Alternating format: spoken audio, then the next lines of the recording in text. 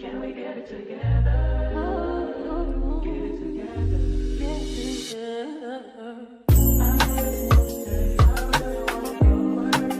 Hey loves, welcome back to my channel and also happy new year. As you can see by the title, I am going to be talking about 5 of my favorite movies and series that I have watched recently. So I'm just going to start off by giving you all the titles and the actual description of the movie, and then I'm just going to go into a little bit of detail about what I think about the movie or series. All of these movies and series are on Netflix, so if you don't have a Netflix account, go get a Netflix account. No, this video is not sponsored by Netflix. So the first movie that I want to talk about, and this is one that I am not going to lie, y'all, I cried through most of this movie, but it is called The 6888, and it, like I said, all of these movies or series are found on Netflix, but it is by Tyler Perry, and I'm just going to read the description really quickly. It says 855 joined the war effort to address a 3-year mail backlog. Despite discrimination and war-torn conditions, they sort over 17 million pieces of mail ahead of schedule. I probably cried 3 times when I was watching this movie, but I would honestly give it a 10 out of 10. I feel like it was just very moving and touching. I was on TikTok like a couple weeks ago and I saw like a lot of backlash, and I was very surprised by the backlash that I saw, because a lot of the backlash was coming from Black women. So I was just a little bit confused, like why they didn't like the movie or whatever. One person that I had saw on TikTok, they said because they don't like seeing like Black women in like distress, or you know, like pretty much showing the struggle of Black people. And I disagree with that. I feel like that stuff should be shown. Like, everyone should know what these women went through. Everyone should know what people went through back then, what people are still going through now as Black people. Everybody in this world needs to know what we go through. I feel like capturing all of that in a movie is a perfect way to show everyone. Like, just think about it. If they never made this movie, we would have never known literally about all of those women who, you know, did everything that they did during that time.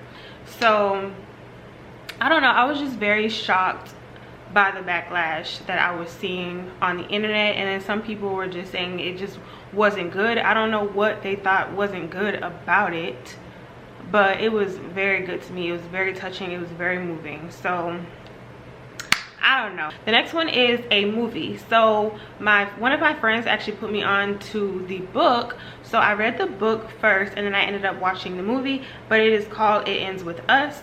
I read the book and I went to go see the movie before it came on Netflix, but either way, you know, I saw it. Lily Bloom moves to Boston, which is where I used to live, for those who don't know, to chase her lifelong dream of opening her own business. A chance meeting with charming neurosurgeon Ryle Kincaid soon sparks an intense connection, but as the two fall deeply in love, she begins to see sides of Ryle or Riley, I can't remember if it was Ryle or Riley, anyways, that remind her of her parents' relationship. When Lily's first love, Atlas Corrigan, suddenly re-enters her life, her relationship with Ryle gets upended, leaving her with an impossible choice. When I read the book, I just feel like the book was a little bit better than the movie, only because I feel like the book was more detailed. Like, there were certain details in the book that they didn't show in the movie. So I would say read the book first or just read the book, but the movie was still good. I would probably give it a 9 out of 10, the movie, but the book I would give it 10 out of 10. I just like the suspense that was in the book and the movie. It just really like shows you how people can switch up on you. Obviously I don't want to, you know, spoil it or ruin anything for you all, but yeah, it just shows how people can switch up, and it's usually the people that you least expect. I also cried I also cried. I'm just a crybaby, y'all. If y'all don't know this by now, I don't know what to tell you, but I also cried on that movie as well. The next one, I'm just going to warn y'all, do not watch this movie with, I mean, no, this one is this a movie? This one is a series. Do not watch this series. This is for adults only. Do not watch this series with any children. This is the Tyler Perry Beauty in Black. Now, I know y'all might come for me about this series. It's just like, there was just a lot going on. But at the same time, it was like, it kept me drawn. Like, I kept wanting to watch more of it. Was it cheesy? Yes. Was there just an insane amount of cussing? Yes. Was some parts just very like corny? Yes. But it was still good. Like, it still kept me intrigued. There is definitely like just unnecessary like cussing, but it was funny. Like, I literally I guess it was supposed to be like a serious comedy or something, I don't know, but I literally laughed throughout the entire thing because it was really funny to me. Like, the things that were said, like how they use the cuss words, like everything was just so funny to me. The summary is very short. It just says Tyler Perry's Beauty in Black is a drama series about two women from different worlds whose lives intersect in unexpected ways. So yeah, that is that one. So the next one, this is also a series on Netflix. It is called Virgin River. Virgin River is a TV series about Melinda Mel Monroe, a nurse practitioner and midwife who moves to the small town of Virgin River, California to start fresh after the death of her husband. It takes forever for a new season to come out. That is the only thing that I don't like about it.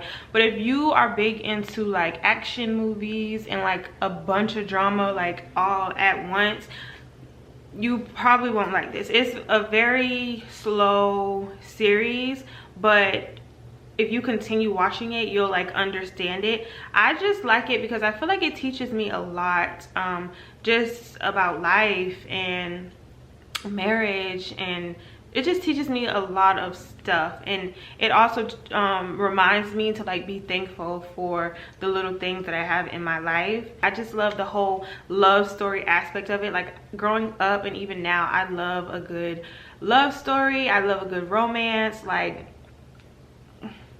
I just love a good romance, and this is the true definition of like just a very good romance. So the last one that I want to talk about, I watched this probably like probably a few months ago, but this is also a series, and it is called Bridgerton on Netflix. You probably heard of it. Bridgerton is a Netflix series and book series about the Bridgerton family, a noble and powerful family navigating London in Regency era England. This is another one where you kind of have to be patient when it comes to new series and episodes coming out, but I feel like it is worth it. Once you start like getting into it, I feel like you will like it. I honestly would probably give all of these movies and series a 10 out of 10,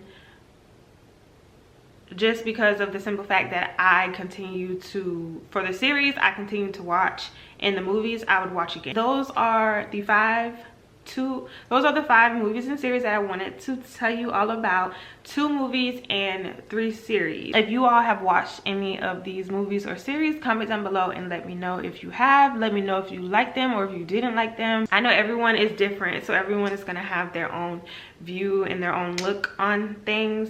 But yeah, that concludes this video. Thank you all so much for watching. Do not forget to like, comment, and subscribe, and I'll see you all next Saturday. Bye.